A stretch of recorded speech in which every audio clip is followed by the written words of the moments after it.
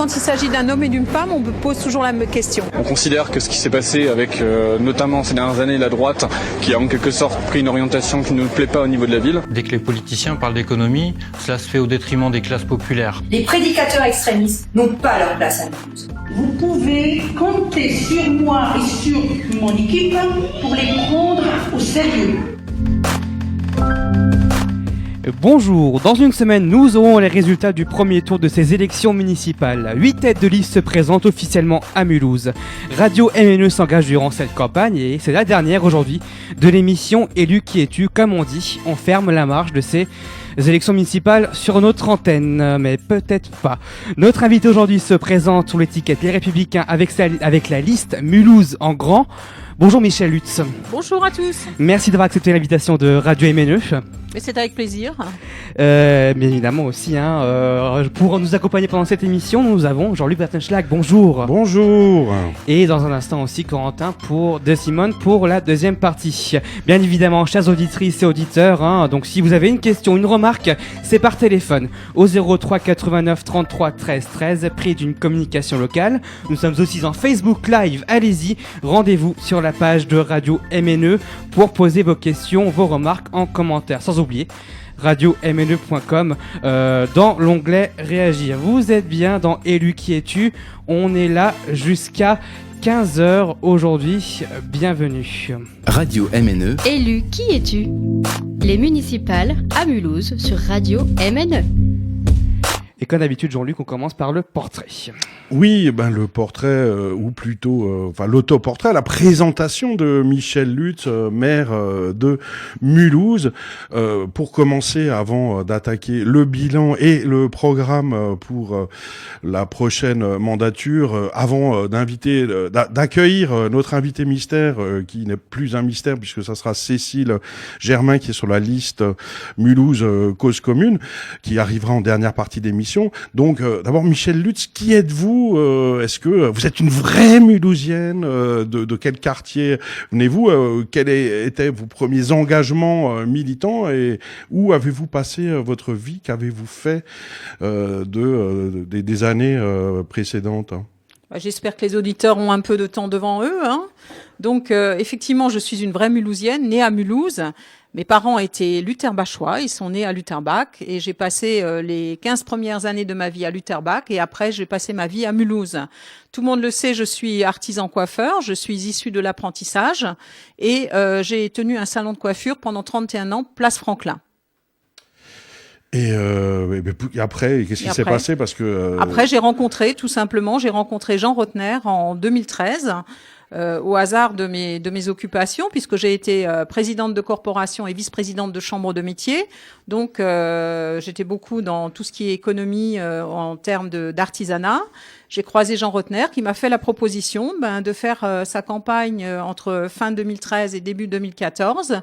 Et les choses se sont faites de cette manière-là. En 2014, je suis devenue première adjointe chez Jean Rotner. En 2017, quand il a été appelé à ses fonctions de président de la région Grand Est, j'ai été élue au poste de maire de Mulhouse depuis donc le 3 novembre 2017. Alors évidemment, la question que tout le monde se pose, c'est pourquoi Jean Rotner, qui avait promis d'être maire à 100% et qui aujourd'hui est maire à 0%, puisque c'est vous qui êtes maire, pourquoi vous a-t-il donné son siège ? Et est-ce que vous le gardez au chaud pour, si jamais il perd une élection régionale prochainement, il redeviendra donc maire de Mulhouse à votre place ? Alors la question n'est pas d'une grande originalité parce qu'on me la pose sans arrêt depuis quelques semaines. Je trouve ça d'ailleurs assez... Alors je ne sais pas si je dois trouver ça rigolo ou si je dois trouver ça affligeant. Eh bien non, si je m'engage dans la campagne municipale et si je m'engage pour un prochain mandat, c'est pour garder mon mandat de maire jusqu'au bout des 6 ans. Là, je vais être claire. Et j'ai oublié la question précédente, Monsieur Bertenschlag. Mais pourquoi s'engager en politique ? Pourquoi s'engager auprès de Jean Rotner ? Et c'était la première fois. Avant, pendant toutes les années qui ont précédé, il y a pas eu de volonté de s'engager dans la vie politique. Si. Alors, pas dans la vie politique en tant que telle, mais quand vous êtes présidente de corporation pendant des années ou quand vous êtes vice-présidente de chambre de métier, vous vous mettez déjà dans l'engagement envers les autres. Ça n'est pas un emploi, c'est une mission. Mais j'ai toujours aimé me mettre à la disposition des autres, essayer de faire profiter les autres à la fois de mon expérience, peut-être de mes capacités, mais en tout cas, j'ai quand même pratiqué tout cela pendant plus de 20 ans. Mais est-ce que il y a autant de coups bas et de trahison et de retournement de situation à la Confédération des artisans coiffeurs de Mulhouse que dans la vie politique municipale? Oh, alors allez, on va pas parler de coups bas, on parlait d'êtres humains, c'est tout. Je pense que l'être humain est ainsi fait.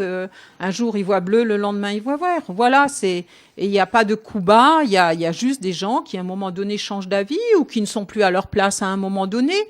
Donc, je pense qu'on ne peut pas comparer les deux, mais on peut juste parler d'êtres humains qui sont ainsi faits.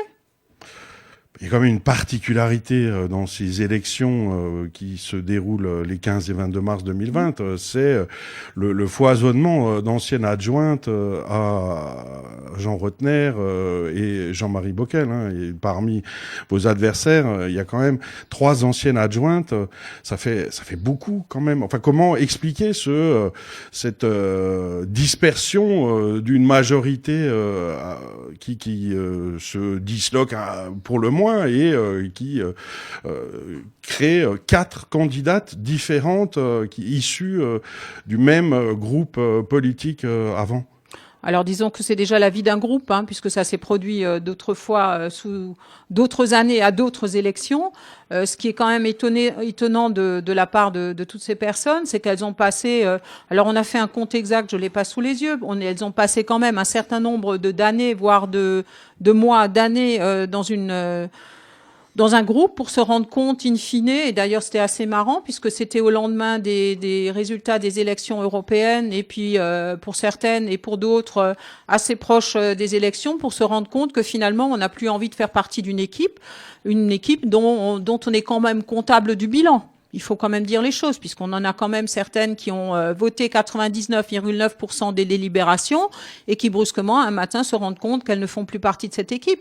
Donc, est-ce que je peux penser qu'il s'agit d'opportunités politiques ou d'opportunités de carrière? Je laisse ça à la sagacité des auditeurs.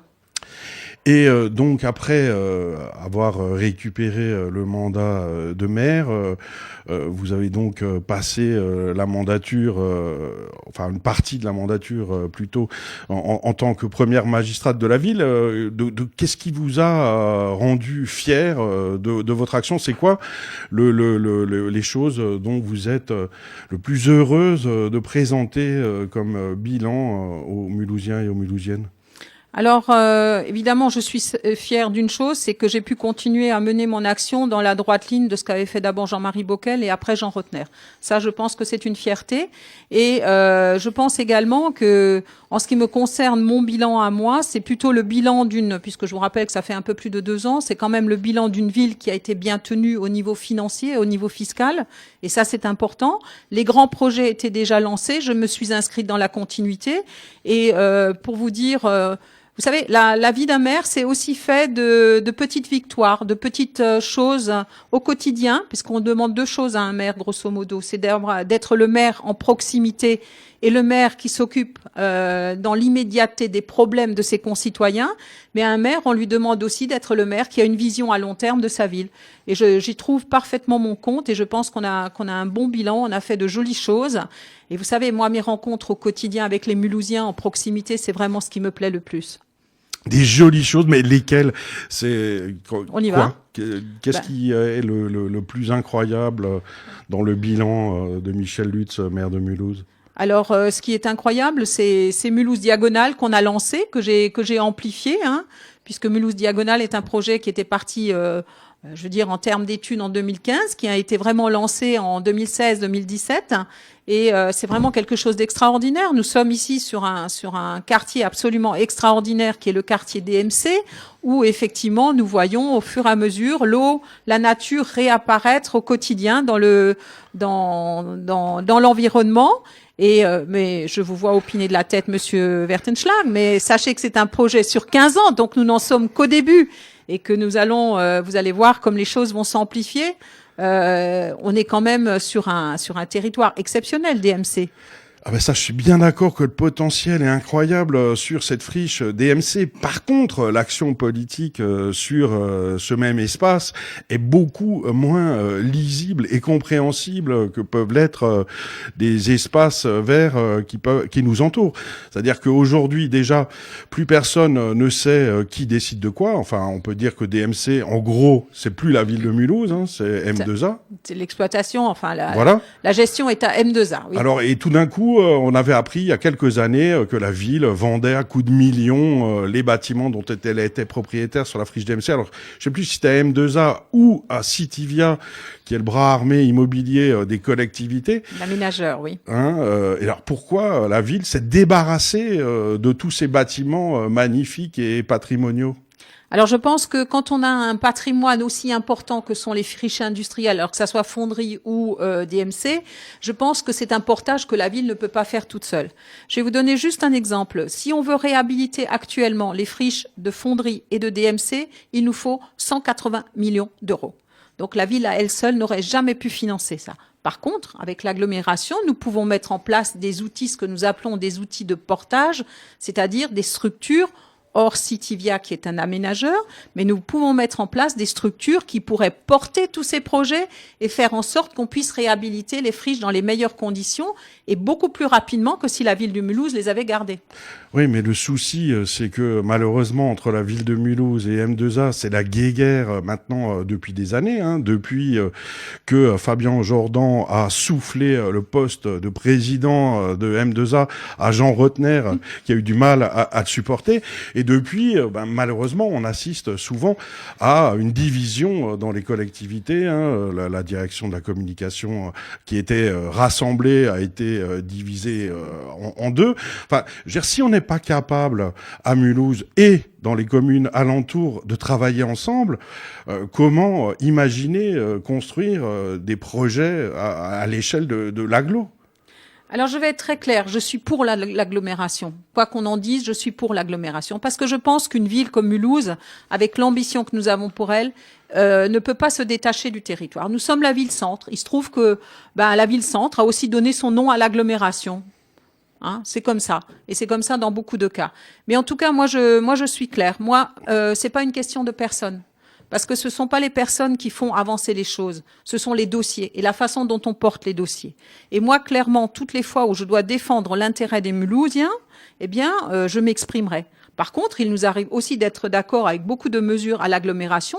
Nous le disons lors des conseils d'agglo, mais arrêtons d'en faire une histoire intrapersonnelle. Je pense que si j'ai envie d'avancer avec l'agglomération et j'ai surtout envie d'avancer parce que j'ai de l'ambition pour Mulhouse et pour le territoire de l'agglomération.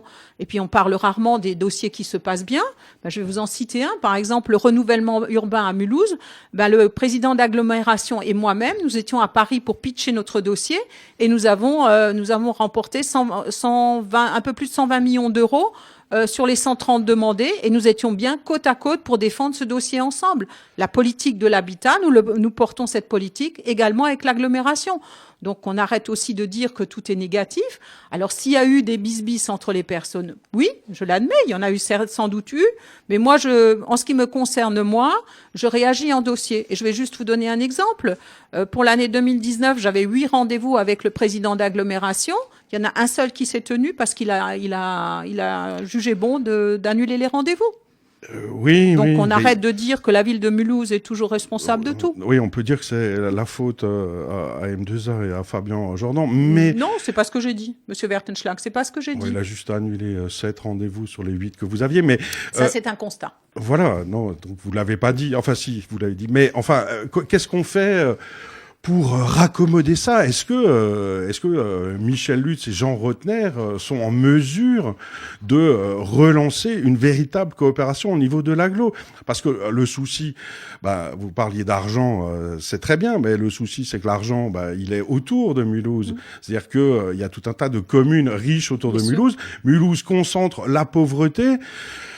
Qu'est-ce qu'on fait? On regarde Mulhouse continuer à s'appauvrir et on regarde les communes de la bande rhénane et certaines de la périphérie continuer à s'enrichir.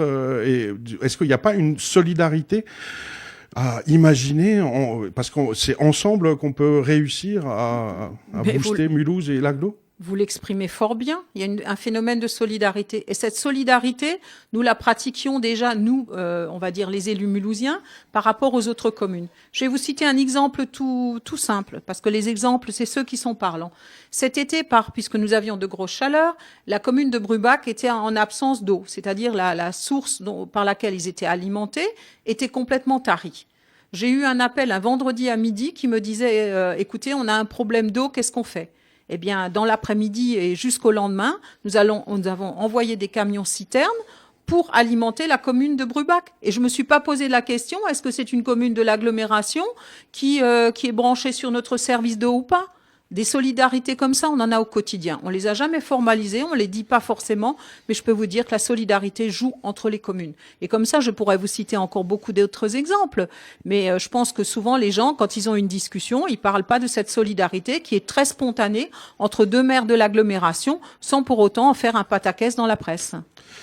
À propos de solidarité et d'argent, lors d'une réunion publique en février 2020, un citoyen mulhousien s'est amusé à compter les revenus des 18 adjoints et maires de Mulhouse. Et il est arrivé au total mensuel moyen de 7 500 € net, qui serait le revenu moyen des adjoints de l'équipe Lutz-Rotner, puisque ces chiffres sont public, avec. Oui. Est-ce que il est imaginable de prendre des décisions en toute connaissance de cause avec une ville dont plus de 30% de la population est sous le seuil de la pauvreté, quand on a des revenus de cet ordre qui sont sans doute un peu largement au-dessus de ceux des Mulhousiens? Est-ce qu'on est en phase avec sa population quand on est aussi loin en matière de revenus? Alors, Monsieur Wertenschlag, si j'avais 7 500 € par mois, je le saurais. Ce n'est pas tout à fait le cas, mais je pense que vous parlez de cas de figure où les gens cumulent plusieurs mandats, puisqu'effectivement, quand il y a des élus qui sont... C'est les revenus privés aussi, c'est pas seulement les revenus publics. Alors, je vous mets très à l'aise, je suis retraitée de l'artisanat, et ma retraite mensuelle, elle est de 943 €. Je peux vous le justifier à n'importe quel moment. Donc, vous voyez, je suis très à l'aise. Que j'ai des indemnités en tant que maire, tout ça, si vous le trouvez sur n'importe quel site, puisque c'est réglementé par la loi. Mais non, si j'avais 7 000... Maintenant, si vous pouvez me donner la combine pour les avoir, je veux bien. C'est peut-être vous la plus pauvre de l'ensemble de l'équipe municipale, je ne sais pas. Mais le sujet, en l'occurrence, c'est la pauvreté des Mulhousiens. Est-ce que la ville de Mulhouse a un rôle à jouer là-dedans, ou est-ce que c'est l'État qui est responsable de tout ça? C'est pas la ville de Mulhouse qui met en place tous les barèmes, mais il faut savoir qu'on a quand même une politique sociale qui est très offensive dans le sens positif du terme, bien entendu. Il faut savoir que notre service social reçoit annuellement plus de 32 000 personnes. Donc ce sont 32 000 personnes qui sont suivies, qui sont aidées, qu'on accompagne également dans les démarches nécessaires. Et en tout cas, on ne laisse personne sur le bord de la route. Dans le prochain mandat, nous voulons même amplifier cette notion sociale en créant un CCAS pour pouvoir également sortir de ce que la loi nous prévoit, pour qu'on ait plus de latitude à créer encore plus d'accompagnement social pour les personnes. Mais je vous laisse imaginer, alors bien sûr, tout ça, ça se fait en accord avec le département, qui est quand même le pilote sur toutes les questions sociales. Mais 32 000, je vous laisse imaginer 32 000 personnes accompagnées tous les ans par notre service, c'est énorme. Oui, ça je veux bien croire. Et donc, en matière sur le mandat qui s'achève et avant d'attaquer peut-être après la pause le programme à venir, si vous êtes réélu maire de Mulhouse, quelle est la chose dont vous êtes la plus fière dans ce qui a été réalisé dans les années précédentes? Oui, alors je partage bien sûr le bilan avec Jean Rotner, puisque lui, il a le bilan de 2014 jusqu'en 2017, et moi, je suis dans la continuité. Écoutez, quand vous prenez par exemple la construction du conservatoire, c'est quand même quelque chose d'assez exceptionnel en centre-ville. Je rappelle que c'est quand même un bâtiment qui a coûté 24 millions d'euros avec tous les partenaires réunis. Et je pense qu'on a la chance d'avoir un conservatoire qui est accessible à tout le monde. Parce qu'en ce qui me concerne, j'ai toujours voulu que la culture soit quelque chose qui soit accessible à n'importe quelle personne.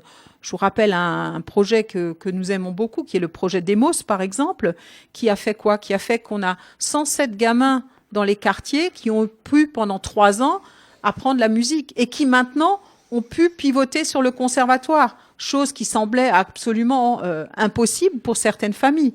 Ça, c'est une des belles réussites. Nous avons Mulhouse Grand Centre. Mulhouse Grand Centre, c'est quoi? C'est la redynamisation du centre-ville que nous allons amplifier vers les quartiers, puisque maintenant, on a une vraie expérience. On a travaillé sur l'espace public, on a travaillé sur le logement, on a travaillé sur le stationnement, sur les parkings, on a travaillé sur toutes ces données-là. Mais voilà, ce sont de belles réussites pour ce mandat-là. Et il y en a beaucoup d'autres. Hein. La boxe Brillant que vous connaissez bien, puisque on y a déjà fait une émission. Voilà un endroit où on a décidé une fois pour toutes d'implanter un bâtiment qui puisse être à la disposition du quartier, des jeunes du quartier, plutôt que de les laisser tenir les murs, comme j'ai souvent pour habitude de dire, ou plutôt que de les laisser errer un petit peu. Ben voilà. Nous sommes appuyés sur des structures, sur des associations. On connaît l'élan sportif qui a pris tous ces jeunes en main, on leur a consacré un bâtiment pour justement faire en sorte qu'ils aient un endroit, eux, pour pratiquer du sport. Parce que pour moi, le sport, comme la culture, comme l'art en général, est un facteur d'insertion et un vecteur au quotidien pour les jeunes. Alors, vous parlez du conservatoire, c'est sans doute une bonne idée de l'avoir implanté au centre-ville. Néanmoins, le Centre Europe qui le précédait était un centre commercial vide, désaffecté, fermé. Et la municipalité dont vous faites partie a choisi de construire un centre commercial tout neuf, juste à côté, qui est d'ailleurs en train de se vider sur son premier étage. Est-ce que c'est la solution de construire toujours et encore plus de surface commerciale en abandonnant des friches que heureusement on a trouvé de quoi les occuper grâce au conservatoire? Mais est-ce qu'il faut pas s'arrêter avec cette course et dans la foulée aussi avec les surfaces commerciales en périphérie qui tue certainement le commerce en centre-ville au bénéfice des communes de la M2A? Oui, donc il y a plusieurs problématiques dans ce que vous venez de dire. Alors pour en revenir au centre commercial, c'est une société privée qui gère le centre commercial au bas de la Tour de l'Europe. Hein, donc. Mais pour moi, c'est un modèle qui est obsolète. C'est un modèle qui est déjà dépassé. Mais une fois de plus, entre le moment où on a un projet, entre le moment où le projet s'installe, il se passe des années parce que le centre, alors pas le centre Europe Conservatoire, mais le centre sous la Tour de l'Europe, c'est quand même déjà un projet ancien. Et en tout cas, une chose sur laquelle je peux m'engager moi maintenant pour le prochain mandat, c'est de dire ce genre de construction, ça n'existera plus. Pour moi, il faut favoriser le commerce de proximité, le petit commerçant, les circuits courts. Et c'est pas en faisant des centres commerciaux qu'on va y arriver. Et donc, si c'est vous qui aviez décidé, Ikea ne serait pas implanté à Mulhouse? Alors, Ikea n'est pas à Mulhouse et sur le territoire de Morschwiller, Monsieur Wertenschlag. C'est possible, mais personne ne le sait, à part vous. Donc, on va peut-être s'offrir une petite pause, voir un auditeur, des questions, suspense. Juste après Matt Twice, Michel Lutz reste avec nous dans l'émission Éduquez-tu. Vous êtes bien sur Radio MNE. Merci d'être avec nous.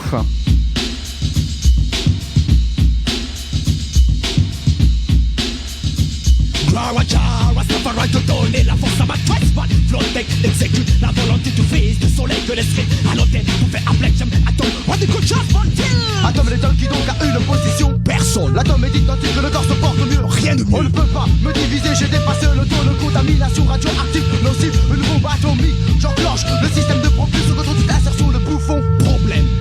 Ils ne respectent pas les sources des valeurs. Une logique qui dort encore énigmatique, une vérité sans détour. Le mat t'impose une formation comme issue de secours. Une véritable transmutation d'une voix à une autre. Tu ne veux plus en vue, tu suis assez. Analyse ton analyse de tac. Aime pas de caricate comme radar. Sache bien que l'œil est là. Hélas, c'est si tu ne l'avais pas prévu. Sous scène, c'est la mise en scène du monde psychique. Lorsqu'il rassemble ces éléments, Flotec, le script, Black Jam et le bombarder atomique.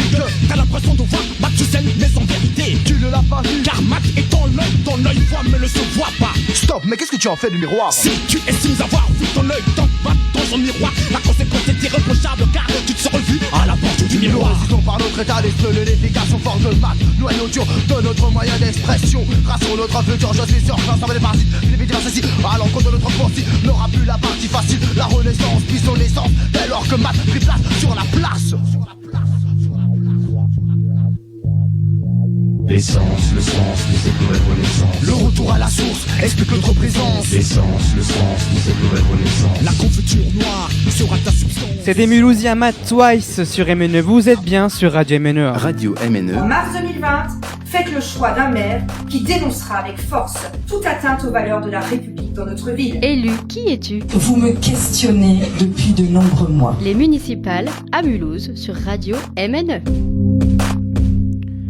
Vous êtes toujours sur Radio MNE 107.5 FM en DAB+, et sur radio-mne.com. On est toujours dans Élu qui es-tu avec Michel Lutz pour l'inviter, pour représenter sa liste Mulhouse en grand. Et on a un auditeur en ligne, c'est Victor Emmanuel. Bonjour Victor Emmanuel. Bonjour Madame le maire. Bonjour. Votre question. Oui, alors je dois saluer que le conservatoire est effectivement un très bon bâtiment, je le fréquente régulièrement. Alors écoutez, je suis étudiant en licence de sciences politiques à la Fonderie et je réagis dans le cadre du parking de la Fonderie. Il existait 2 parkings, un payant et un gratuit.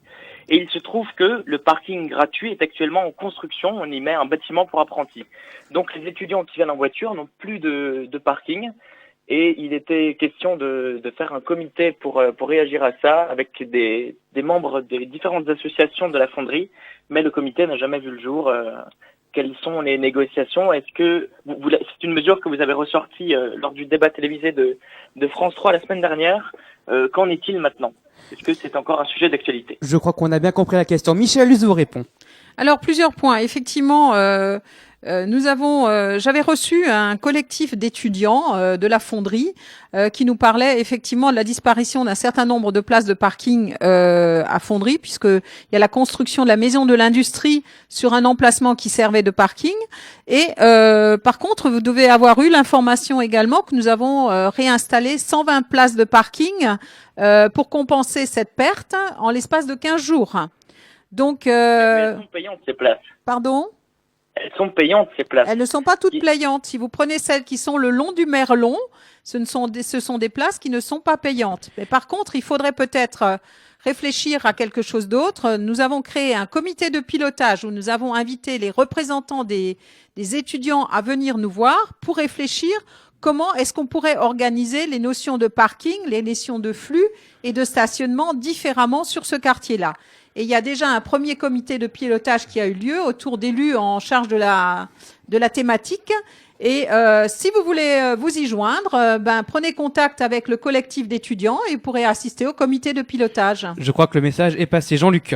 Oui, d'ailleurs, pourquoi faire des parkings alors qu'on a des parkings relais magnifiques, hein, rappelons quand même qu'on peut poser sa voiture à Lilleberg ou au parking Kinépolis pour 2 € et vous aurez des allers-retours dans tous les transports en commun de la ville pour 2 € seulement. Hein. Est-ce qu'on a besoin d'utiliser sa voiture pour aller à la fonderie? C'est la question qu'on peut se poser. Est-ce que, Lynn, tu voulais aussi poser une question à Madame Michel Lutz? Oui. On m'entend, il marche? Oui, on vous entend, Lynn. Bonjour, Madame Lutz. Bonjour. On parle beaucoup d'écologie en ville. Enfin, vous parlez beaucoup d'écologie. Mais ce que j'aimerais savoir, c'est si vous avez une politique pour les animaux en ville. Autre que de flinguer, par exemple, les corbeaux ou les pigeons, ou une politique pour les chats errants. Par exemple. Écoutez, nous travaillons de façon très active avec la SPA, qui est notre principal prestataire, qui est à nos côtés quand effectivement nous sommes obligés de faire soigner des chats ou des chiens errants. Nous avons un contrat annuel avec eux pour la prise en charge de ces petits animaux. Et bien entendu, ils ont toute leur place au quotidien dans notre ville. Donc, si je trouve ou je signale un chat errant, je dois les signaler à la mairie ou à la SPA? Peu importe. Le mieux, c'est d'aller peut-être directement téléphoner à la SPA puisque ça sera plus rapide. On me renvoie à la mairie me renvoie à la SPA. Alors, c'est que vous avez été mal aiguillé, que vous n'avez pas eu de chance. Ça fait plus d'un an que j'essaie de signaler. Mais bon, admettons mais pour les chats. Quelle est la problématique les chats errants. Les chats errants, voilà, tout simplement. Donc, personne ne s'en occupe, quoi. Alors, la SPA, nous travaillons avec eux dans le cadre de tous les animaux errants dans la ville. J'ai rien vu depuis un an, quoi. J'essaye, mais on se renvoie la balle, quoi. Mais bon, outre les chats errants, ce qui m'intéresse surtout, c'est les corbeaux. Les corbeaux et les pigeons. Bien sûr. Avez-vous une politique autre que de les flinguer, quoi? Alors, on ne flingue pas ni les corbeaux ni les pigeons à Mulhouse. On met des dispositifs. Pas tout à fait vrai. On met des dispositifs en place. Alors, la première des choses, la première information à donner à tous les habitants, c'est d'arrêter de nourrir. De les nourrir, oui, ça on connaît. Parce qu'on sait que quand on nourrit de trop les corbeaux et les pigeons, effectivement, le monsieur me fait signe. Il y a des phénomènes de masse qui se font au niveau de chez certains, les humains. Oui, attroupements. Mais en tout cas, il faut quand même être vigilant parce que certains pigeons sont porteurs de maladies. Non, ça, je m'excuse, mais ça c'est une légende, quoi. Ça c'est une légende urbaine pour faire peur aux gens. Et qui est absolument fausse, parce que ça fait 15 ans que je téléphone à plusieurs vétérinaires, que je demande à plusieurs médecins généralistes s'ils ont eu affaire à des maladies dues aux pigeons ou aux corbeaux. Aucun. En 15 ans. À moins que ça s'est fait cette nuit, alors je crois pas, quoi. En fait, ce qui est important, c'est les oiseaux qu'on flingue place Franklin, par exemple. Tous les ans, il y a la nidification qui dure 2 mois. Donc, ça fait du bruit et la mairie, qu'est-ce qu'elle fait? Elle les élimine, quoi. Alors qu'ils sont pas les seuls à faire du bruit, quoi. Par exemple, il y en a un tous les jours, il vient sous les fenêtres dans ma rue et puis radio à fond et tout. Ben là, on fait rien, quoi. Moi, les oiseaux ne me dérangent pas, surtout que ça dure que 2 mois, quoi. Les animaux sont au cœur de cette campagne municipale. Absolument. Mais voilà. Et toutes les politiques, c'est de les tuer, quoi. Voilà, de les tuer, de les éradiquer. Pourquoi? Oui, je vous en prie. On écoute la réponse de Michèle Lutz. Pourquoi? Alors, madame, une telle haine. Quand vous parlez de flinguer, je ne peux pas être d'accord avec vous. Je vous rappelle que j'ai été pendant 30 ans place Franklin. D'accord? Donc, effectivement, quand les oiseaux sont nés et quand les nids sont installés, il arrive qu'on enlève les nids et qu'on les mette ailleurs dans la nature pour que les oiseaux peuvent se développer. D'accord. Mais on ne flingue pas les oiseaux place Franklin. Je l'aurais vécu pendant 30 ans quand même. Ça n'est pas le cas, madame. D'accord, je vous remercie. Je vous remercie. Corentin de Simone nous a rejoint sur le plateau.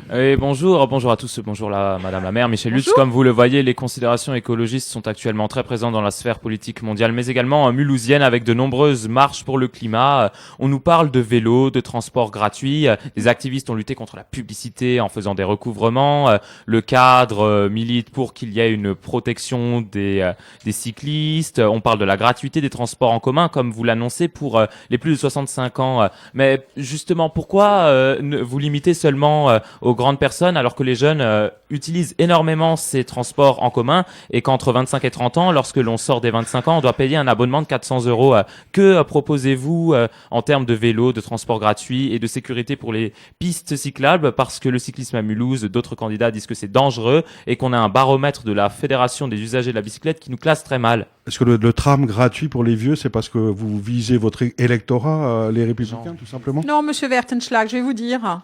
Le tram gratuit pour les plus de 65 ans. Alors déjà, quand vous dites vieux et plus de 65 ans, on peut mettre un bémol, monsieur Wertenschlag. Mais vieux n'est pas une insulte, c'est une réalité. Non, nos aînés. Non. Mais vous savez, on a eu cette réflexion très en amont. Alors pourquoi seulement à partir de 65 ans? Je suis désolée, mais les transports, ça coûte cher. Le transport gratuit, si on prend l'exemple de Mulhouse, de la gratuité totale des transports, nous sommes entre 13 et 16 millions d'euros. À ce stade-là, nous ne savons pas comment le financer. Donc, nous avons fait des choix. On a fait des choix de la gratuité partielle. J'ai pas répondu à toute la question. Oui, malheureusement, mais en fait, c'est vrai qu'on peut admettre que cela est déjà un premier pas et qu'il y a aussi une prise en charge pour les abonnements de la jeunesse avec cet abonnement à 180 €, 190 au lieu de 200. Mais l'exemple d'un Carquois me semble très très important à étudier. Il est financé par une taxe locale sur les entreprises, mais on pourrait également imaginer d'autres sources de revenus, comme par exemple mettre davantage d'effectifs policiers pour traquer tous les gens qui crachent leur chewing-gum par terre en ville. Là, on touche aux incivilités. On pourrait également imaginer une taxation des entreprises grandes multinationales si on retrouve des emballages avec leur logo, parce que la Micaline, le McDonald's, tout ça, excusez-moi, mais c'est un peu de la publicité, et puis on les retrouve dans les écosystèmes. Donc, et puis ces transports en commun seraient aussi très intéressants dans la mesure où on aurait moins de voitures, donc moins de pollution en ville, moins de pollution sonore, et ainsi moins de coûts par rapport à la santé. Et enfin, en termes d'usure du macadam, parce que le boulevard Stoessel qui est dans un état catastrophique, je pense que s'il y avait moins de voitures, il serait moins usé. Excusez-moi d'être un peu rentre dedans, mais le débat est toujours très intéressant. Non, Oui, non, il Michel. s'agit... Allez-y, oui, Je peux répondez. répondre parce Oui, que oui. du coup, j'ai répondu que partiellement à la question des transports. Donc effectivement, je vous ai dit pourquoi pas la gratuité totale. Il y a un moment donné, il faut quand même que quelqu'un paye le transport. Hein. Je l'ai dit, entre 13 et 16 millions d'euros si on avait la gratuité totale. Par contre, effectivement, vous avez raison. Ça fait déjà un moment qu'on a la gratuité, enfin là, 60% de la prise en charge des abonnements de moins de 16 ans. Et pourquoi est-ce que Dunkerque, ils ont pu faire la gratuité totale? C'est parce que le versement transport, qui je le rappelle est une taxe qui incombe aux entreprises, là, le versement transport à Dunkerque, vous pouvez aller jusqu'à 2%. Vous ne pouvez pas aller au-delà parce que sinon, effectivement, au niveau des versements des entreprises, ça commence à faire un peu lourd. Eh ben, nous, une partie de ce 2%, nous l'avons déjà utilisé parce que Dunkerque était à 0,6%, Mulhouse est déjà à 2% parce que nous avons créé le tram. Et la création du tram a impacté les 2% du versement transport des entreprises. Alors justement, ce tram qu'on nous prédisait lors de sa création comme pouvant nous emmener partout dans l'agglo, on nous a vendu ces extensions comme indispensables à l'avenir de Mulhouse, et puis on n'en a plus jamais entendu parler, et miracle, les extensions du tram refont apparition pendant la campagne électorale, quelque part tant mieux, hein. Donc si vous êtes réélu maire de Mulhouse, vous vous engagez à poursuivre ces extensions du tram vers Kingersheim, vers le parc des Collines, Morchevillers. Enfin, à quoi ressemblera le futur tram made in Lutz-Rotner? Alors déjà, l'extension du tram, c'est quelque chose qui fait partie d'une discussion qu'il faut avoir avec l'agglomération. Mais moi, je pense, et ce jeune homme l'a dit tout à l'heure, nous avons trop de voitures dans les villes. Si on veut faire arriver en sorte que les villes soient plus apaisées, il faut donner d'autres alternatives de transport. Alors on a parlé effectivement, on a parlé des abonnements gratuits ou d'une prise en charge des abonnements. C'est aussi pour inciter les gens à prendre un autre mode de transport que la voiture. Et on s'est rendu compte qu'à Mulhouse, c'est possible. L'extension du tram, c'est quelque chose qu'il va falloir concerter avec l'agglomération. Mais je pense que c'est indispensable. Parce que vous parliez tout à l'heure des zones commerciales. Elles existent, on ne peut pas les enlever. Par contre, pour faire en sorte qu'on n'en crée plus en ville, eh ben voilà, il faut permettre aux gens d'aller peut-être dans des zones où ils ont envie de tout acheter. Mais pas d'y aller en voiture, d'y aller avec un autre mode de transport. Et moi, je pense que effectivement, l'extension vers Kingersheim ou vers, par exemple, Riedisheim, Rixheim, où on veut créer un écoquartier, ça me semble complètement indispensable. Et c'est vraiment une réflexion qu'il faut avoir sur le prochain mandat.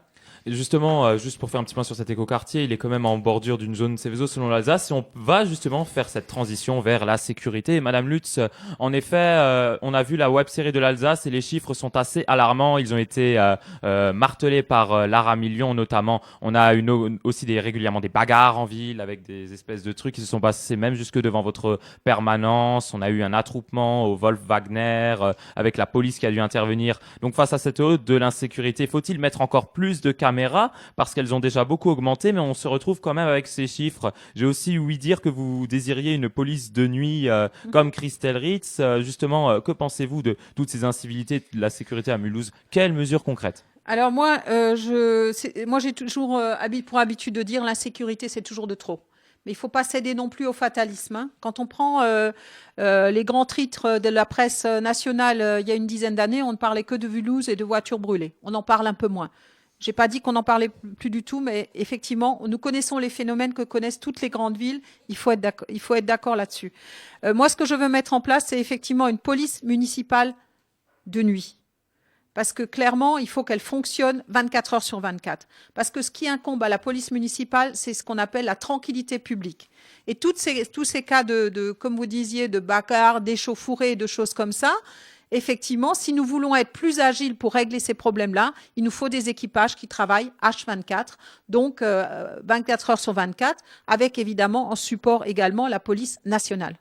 Mais en matière d'insécurité, souvent les plaintes des habitants, c'est le revendeur de hashish en bas de la rue. Est-ce que une solution pour faire évoluer les choses, on a essayé la guerre contre la drogue depuis un siècle ou un demi-siècle, ça ne marche pas. Est-ce qu'on peut pas essayer la paix? Est-ce que la dépénalisation, voire la légalisation du cannabis ne sont pas des solutions, certes non municipales, mais nationales, qui permettrait de réduire les délits et que la police se consacre à ce qui est véritablement dangereux? Alors moi, je ne me prononcerai pas sur la dépénalisation ou pas, puisque je pense que ça, c'est une politique nationale à avoir.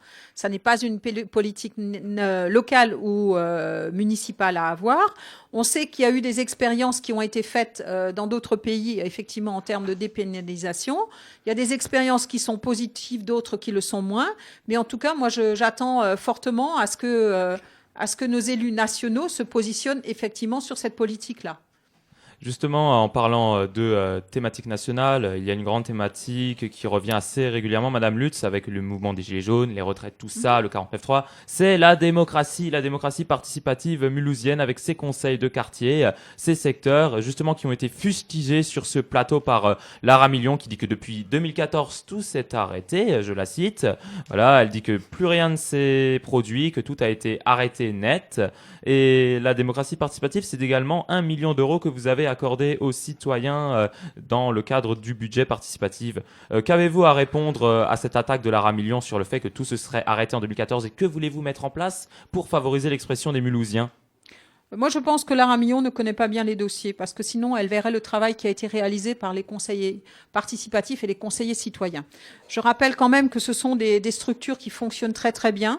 Nous avons mis en place une agence de la participation citoyenne qui est reconnue même au niveau national et qui, effectivement, accompagne les projets des habitants. Parce que l'essentiel de la participation citoyenne, c'est que l'habitant a voix au chapitre. Pour ce faire, on favorise tout cela en mettant un budget à disposition. C'était 300 000 euros jusqu'à présent. Eh ben, nous irons jusqu'à 1 million d'euros pour favoriser tous les projets des habitants.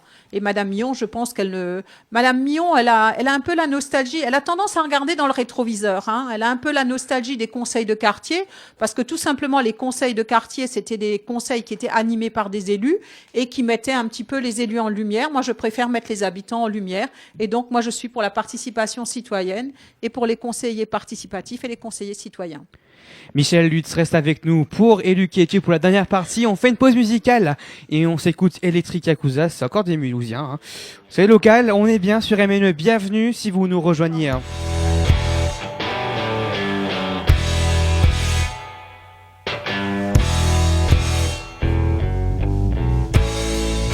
It's always the same. Everything is wrong. It's such a shame not to believe in someone. Oh, my world's on fire. My cosmic lady, you can touch the sky. My cosmic lady.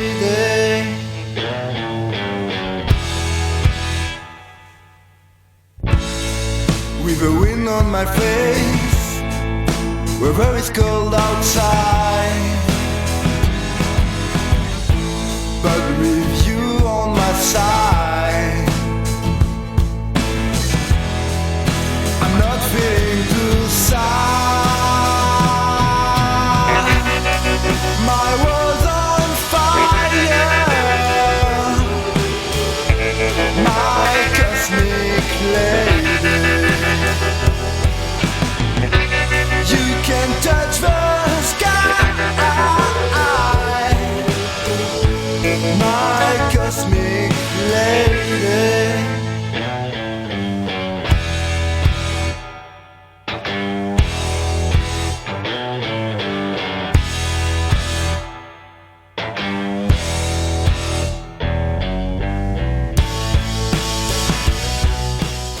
Cosmic Lady, Electric Yakuza sur MNE. Vous êtes sur MNE, je disais, dans Éduquez-tu. Radio MNE. On va changer de manière de faire de la politique et c'est ce que nous souhaitons faire. Élu, qui es-tu? En mars 2020, faites le choix d'un maire qui dénoncera avec force toute atteinte aux valeurs de la République dans notre ville. Les municipales à Mulhouse sur Radio MNE. Vous êtes toujours sur Radio MNE 107.5 FM en DAB+, et sur radio-mne.com. Michel Lutz est toujours notre invité pour l'émission Élu qui es-tu. Et avant toute chose, avant de continuer, on va écouter un montage d'enfants qui posent des questions pour la future maire de Mulhouse de l'école, Pierre Fontaine. On écoute ça tout de suite sur MNE. Est-ce que vous avez envie d'interpeller les candidats à la mairie pour dire ce qu'il faudrait améliorer peut-être à l'école? Oui. Avoir plus de cahiers. Avoir plus de temps dans la récré. Qu'il y a un ascenseur. Avoir plus de temps en sport. Parce qu'on n'a que 30 minutes. Nos sacs, ils sont remplis. Donc c'est pour ça qu'il y a il devrait y avoir des ascenseurs quand on a des sacs lourds. À l'école, au lieu de ramener un goûter, oui, on a le droit juste aux fruits. Pourquoi on n'aurait pas le droit à autre chose qu'un fruit? Et aussi, moins de cahiers.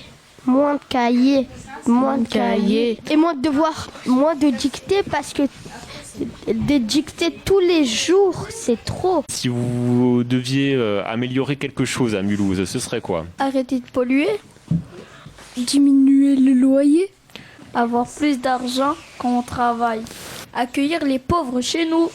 Pourquoi pas recueillir les SDF dans une maison où moins de robots et plus d'humains qui travaillent. C'était moi qui devais le dire. Aussi, pour éviter les maladies, porter un masque. Ah bon, tu penses qu'il faut porter un masque tout le temps? Bah oui, ça serait bien et stylé. C'est encore une autre question pour le prochain maire ou la prochaine maire. Oui. Ça serait peut-être que les enfants ils pourront faire des petits boulots pour gagner de l'argent. Accueillir les SDF dans un bâtiment de DMC. Moi, c'était de faire des maisons pour les SDF. Faire des maisons pour les SDF dans les trucs abandonnés. Donner des petits plats aux SDF. Je propose qu'on donne plus d'argent aux pauvres parce que eux ils vivent dans la rue et ils ont rien à manger. Élu qui es-tu en ce lundi 9 mars 2020 en direct sur Radio MNE avec notre invité Michel Lutz, maire de Mulhouse et candidate à sa propre succession, et notre invité mystère qui vient d'arriver, Cécile Germain, secrétaire régionale Europe Écologie Les Verts Alsace et également colistière de la liste Mulhouse Cause Commune. Cécile, est-ce que tu vas voter pour Michel Lutz en mars 2020? Évidemment que je ne vais pas voter pour Michel Lutz. Je n'ai pas envie de me tirer une balle dans le pied. On a envie franchement de faire changer la ville. Et on a besoin d'une équipe qui a vraiment conscience des enjeux écologiques et sociaux de la ville, dont les enfants ont très bien parlé il y a 2 minutes. Jean-Luc. Est-ce que tu as des questions à poser à Michel Lutz, ou Michel Lutz, vous pouvez aussi poser des questions à Cécile. Enfin, l'idée, c'est qu'il y a un petit échange dans cette fin d'émission. Alors, tout le monde est devenu écolo, c'est absolument merveilleux, avec ces élections municipales. Le vélo est devenu la star de la campagne. Alors, entre les vélos gratuits, les pistes cyclables repeintes. Donc, Cécile, tu es heureuse. Tous les candidats sont écolos. Ils aiment tous le vélo. Ils font tous semblant d'en faire. La vie est merveilleuse. Alors, en effet, on a vraiment l'impression que l'écologie est au cœur du débat à Mulhouse. Seulement, je pense qu'il faut quand même rappeler que la plupart des candidats sont disqualifiés concernant l'écologie de par leur bilan, justement. Que ce soit avec ce qu'on a pu avoir avec le mandat précédent, Madame Lutz pourra en parler tout à l'heure, mais les autres candidats, Madame Million, pareil, avec ses votes au conseil départemental pour les autoroutes, ses votes pour la validation du projet Euro 3LIS, qui est un aspirateur à emploi, et puis aussi... Euro 3LIS, on peut peut-être rappeler que c'est un immense projet commercial de dizaines de milliers de mètres carrés du côté de Saint-Louis, pour ce projet, Laramion se bat depuis des années apparemment. Alors, je ne sais pas si elle se bat pour ça, en tout cas, elle ne s'y oppose pas. Donc, dans les faits, ça revient au même. Mais bon, ici à Mulhouse, on a aussi nos propres problèmes avec l'écologie. Alors on peut parler du plan vélo, on peut parler aussi des politiques générales de la ville sur les transports, mais aussi sur les logements. Il faut aller vraiment au fond des choses, et on se rend compte que bon, sur la liste de Madame Lutz, il y a quand même des gros défenseurs de la pollution qui sont présents et qui reviennent pour un mandat. Alors, en matière de vélo, en matière de mobilité douce, est-ce que le bilan est satisfaisant pour vous, Michèle Lutz? Est-ce qu'il y a des choses à changer? Est-ce que pour la prochaine mandature, qu'est-ce qui va évoluer? Pourquoi on me demande pas pour qui je vote? Si ça vous fait plaisir, je peux vous le demander. Hein. Non, c'est une plaisanterie. Évidemment, on a beaucoup de choses encore à réaliser. J'ai pas dit que tout était parfait à Mulhouse. Je pense qu'on a une marge de progression, effectivement, en termes de pistes cyclables notamment. Effectivement, dans notre projet, on parle de 2 voies vélo express qui iraient du nord au sud et de l'est à l'ouest, enfin peu importe dans quelle direction on va les mettre. En tout cas, on a une marge de progression. Par contre, nous sommes dans les ratios de toutes les grandes villes actuellement en termes de part modale. On est à 3%, c'est le ratio national. Strasbourg est à 15%. Non, mais Strasbourg est une exception, monsieur Wertenschlag. Strasbourg est pas loin non plus. Voilà. Moi, je voudrais juste demander s'il faut se contenter d'être dans le ratio ou bien essayer d'en sortir. Mais parce que là, excusez-moi. Il y avait une interruption. J'ai pas terminé je pose juste le sujet. Nous sommes en une part modale 3% comme les autres grandes villes, et je dis que ça n'est pas satisfaisant actuellement. Effectivement, c'est ce que j'ai dit tout à l'heure. La place de la voiture est encore trop importante. Il faut impérativement que nous fassions sortir les voitures de nos villes, que nous apaisions nos villes en termes de voitures. Effectivement, Strasbourg est une exception à la matière. D'ailleurs, si nous sommes élus pour le prochain mandat, nous allons travailler. Nous avons déjà commencé à travailler, mais malheureusement, je ne peux pas commander d'études en tant que telles puisque j'étais en période de réserve, avec la personne d'ailleurs qui a organisé les mobilités à Strasbourg. Nous travaillons avec ce monsieur-là, qui est un urbaniste paysagiste qui s'appelle monsieur Alfred Peter. C'est un monsieur qui est associé à un autre spécialiste qui nous vient de Suisse et qui travaille vraiment sur ces questions de mobilité. Donc, à ce stade-là, nous ne pouvons pas lancer plus en avant d'études, mais effectivement, je suis intimement convaincue qu'il faut fortement travailler là-dessus. C'est un des enjeux majeurs du prochain mandat. Et oui. Excusez-moi, pourquoi pas du mandat qui a eu lieu maintenant? Pourquoi c'était pas un enjeu? Eh bien, parce que tout simplement, les choses ont beaucoup évolué en termes d'écologie, en termes de pratique et tout le reste. Alors, vous étiez peut-être des précurseurs, je vous l'accorde, vous étiez précurseurs en la matière. Et moi, je pense que heureusement que vous étiez là, parce que vous avez fait partie des gens qui nous ont permis de prendre conscience, effectivement. Non, ne vous étonnez pas, madame, je suis en train de vous complimenter. Je suis pas étonnée, mais c'est pas ça. Vous dites on est des précurseurs, mais dans ces cas-là, il faut quand même préférer l'original à la copie, vous pensez pas? Tout à fait, mais chacun son projet. Je vous dis simplement qu'effectivement, nous devons évoluer à ce niveau-là. Nous avons une marge de progression. Nous avons mis des expérimentations en place. Nous n'avons pas à en rougir de ces expérimentations-là. D'ailleurs, nous les avons travaillées avec des associations comme le Cadre. Excusez-moi, juste pour les expérimentations, quelles expérimentations? Je parle par exemple de la rue des Bonnes Gens, où nous avons fait une expérimentation. Nous avons parlé également de excusez-moi, elle a été faite, la rue des Bonnes Gens, c'est pas une expérimentation? Au départ, c'était une expérimentation. D'accord. Moi, j'ai une autre question, parce que je pense que l'écologie, et j'espère que vous êtes d'accord avec moi en tout cas, ce ne sont pas que les vélos. On est bien d'accord. Ni les arbres, parce que je sais que ça apparaît beaucoup dans votre programme. Et on a beaucoup entendu. Alors vous dites oui, bon, les 6 dernières années, en gros, on n'a rien fait pour l'écologie, mais là, on va s'y mettre. Donc ça, c'est assez intéressant. Moi, je pense par exemple à la box Briand qui a été réalisée, qui est quand même un très bel endroit où une grande place, et vous en avez beaucoup parlé dans la campagne, de combattre les îlots de chaleur. Et en fait, cette grande place, il n'y a pas d'arbres. Donc ça veut dire que dès qu'il y aura du soleil, voilà. Et j'avais été regarder aussi d'autres plans, d'autres projets de la mairie qui sont en préparation maintenant, et on peut se dire que le bouton n'a toujours pas été allumé pour l'écologie, puisque à nouveau il y a des choses qui se font sans penser aux problèmes de canicule, notamment pour le CSC Brousseline. CSC Brusline, oui, bon, ça c'est des exemples. Mais par contre, nous avons on a toute une démarche également au niveau des écoles, par exemple. Nous ne traitons plus les cours d'école comme nous les avons traités il y a quelques années. Je crois que c'est interdit de toute façon d'utiliser des produits phytosanitaires dangereux dans les écoles. Je ne parle pas des produits phytosanitaires, je parle des revêtements que nous allons mettre dans les cours d'école. On s'est rendu compte que maintenant, nous avons la possibilité de mettre des revêtements. Alors déjà, on va de moins en moins perméabiliser les sols. Ça, c'est une directive qui est faite. On parlait de parking tout à l'heure, nous ne ferons plus de parking perméable, bétonné. Ça, c'est terminé. Et pour les cours d'école, nous avons des revêtements particuliers que nous pouvons mettre en place qui, effectivement, évitent la réverbération de la chaleur.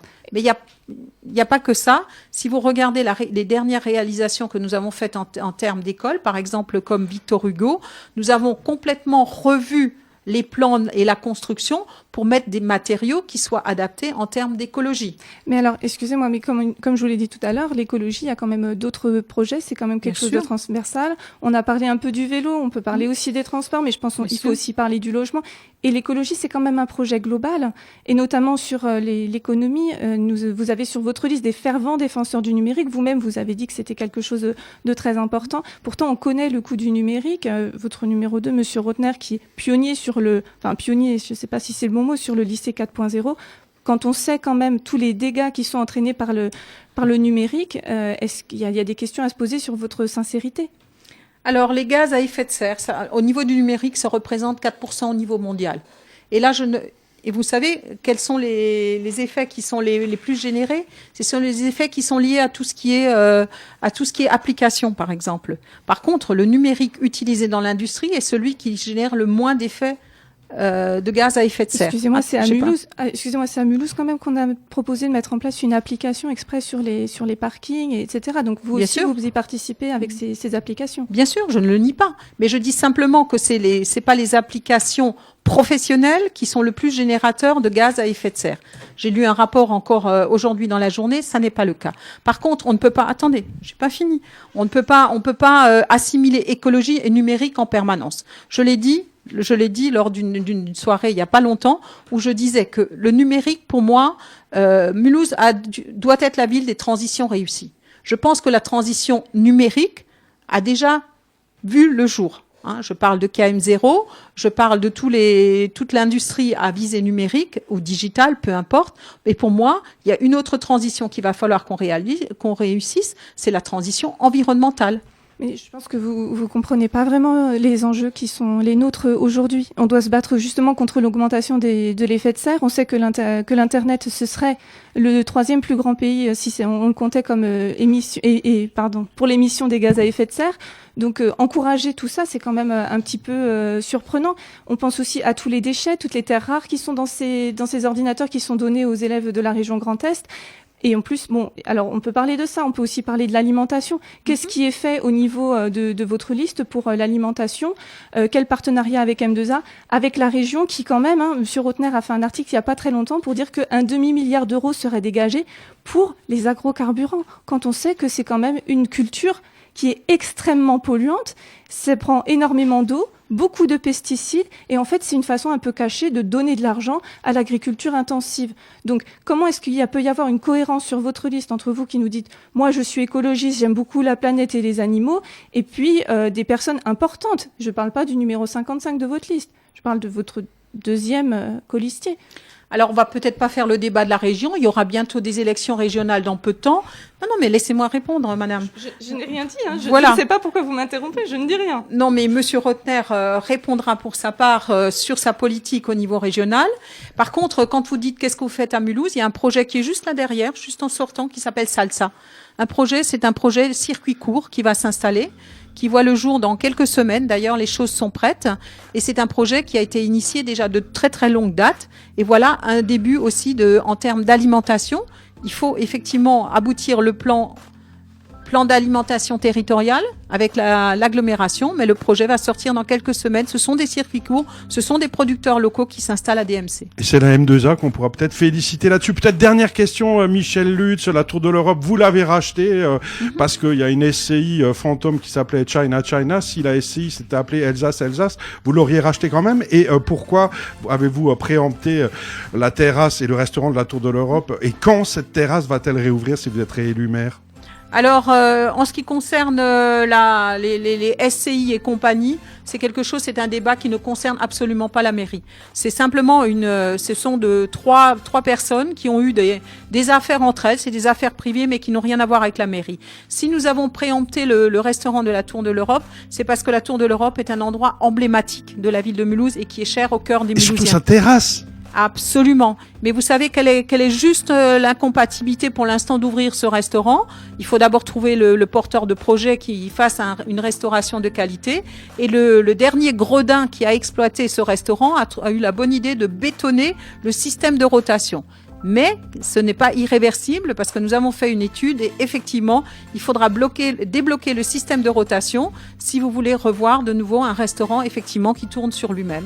Je veux surtout aller sur la terrasse à nouveau qui est fermée depuis 30 ans. Est-ce que vous vous engagez à la réouvrir si vous êtes réélu maire de Mulhouse? Mais bien sûr, mais je vous l'ai dit, on est déjà en tractation avec plusieurs porteurs de projets, mais on veut un projet de qualité. Il ne s'agit pas d'y installer une sandwicherie. Merci beaucoup Michel Lutz, Cécile Germain, secrétaire régionale Europe Écologie Les Verts, Corentin, Eline et Victor Emmanuel, Kenny. Merci beaucoup Jean-Luc, merci à tous pour ces émissions. C'est ce que touche la fin des Luc et Tu, nos émissions sur les municipales. Un grand merci Michel Lutz pour d'avoir accepté l'invitation. On vous laisse sur Radio MNE. Cette émission est à réécouter sur Radio MNE.